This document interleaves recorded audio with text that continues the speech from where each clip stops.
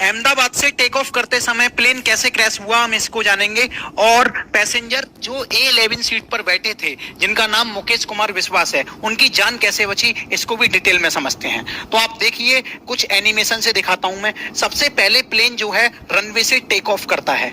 वो take off करता ही है कि सबसे हाईएस्ट ऊंचाई उसकी 425 फीट होती है। 425 फीट ऊपर जाने के बाद कोई इसमें ऐसी खराबी आती है जिससे सिग्नल भी ब्रेक हो जाता है और ट्रांसपोंडर भी रेस्पॉन्ड नहीं कर रहा होता, तब ये डिक्लाइन हो जाता है, नीचे की तरफ जाता है, झुक जाता है और कुछ ही सेकंडों बाद 40-50 सेकंड के बाद एक मेडिकल कॉलेज की हॉस्टल वाली बिल्डिंग में घुस जाता है।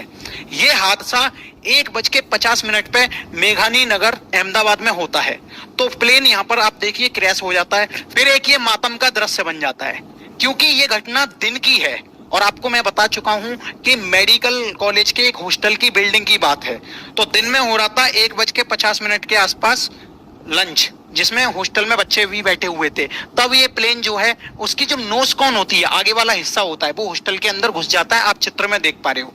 अब ये वही प्लेन है जिसके फ्यूल टैंक में 1,20,000 लीटर फ्यूल भरा हुआ था।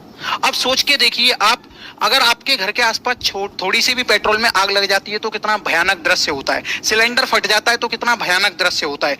1,20,000 लीटर फ्यूल वाला जहाज जब क्रैश होता है, इसे थोड़ी सी भी चिंगारी मिलती है तो पूरे आसमान में धुआं ही धुआं हो जाता है।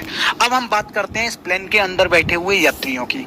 इस प्लेन में बैठे हुए तो 242 यात्री, जिनमें से एक हमारे सामने जिंदा आ चुके हैं, जिनका नाम है, आप इनकी शक्ल देख रहे हो, रमेश विश्वास कुमार। ये इनकी टिकट है।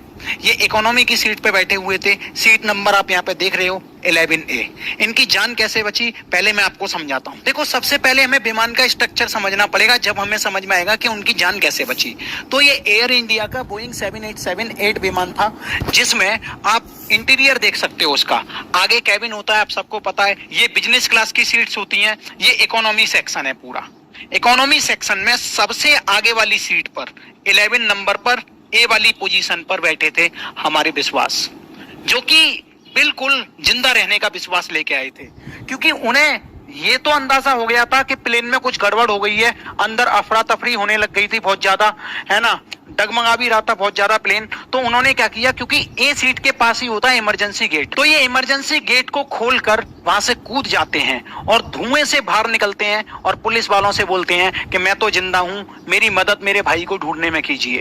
अब ये बात सुनकर सब लोग बहुत चक्के हो गए, क्योंकि हादसा तो बहुत बड़ा था।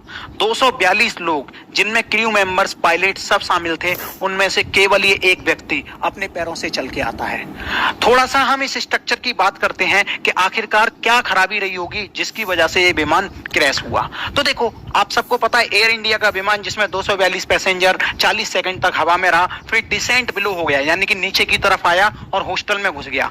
वैसे तो 11 साल के करियर में बोइंग की कंपनी जो है उसका कोई भी विमान क्रैश नहीं हुआ, लेकिन इस विमान की बात करें तो इसको चलाने वाले जो कैप्टन थे वो भी बहुत शानदार थे, एक्सपीरियंस्ड थे, क्योंकि उनके फ्लाइट्स 8200 थे। अगर वेदर की बात करें तो दिन का समय था, अहमदाबाद जगह थी, वहां शांत माहौल था, हवा भी बहुत तेज नहीं थी, तो वेदर भी एकदम सटीक था। विजिबिलिटी भी अच्छी थी, सूर्य की रोशनी थी, कोई दिक्कत नहीं। तो हो सकता है इसमें टेक्निकल कोई फेलियर हो गया हो सकता है कोई इंजन फेलियर हो गया हो।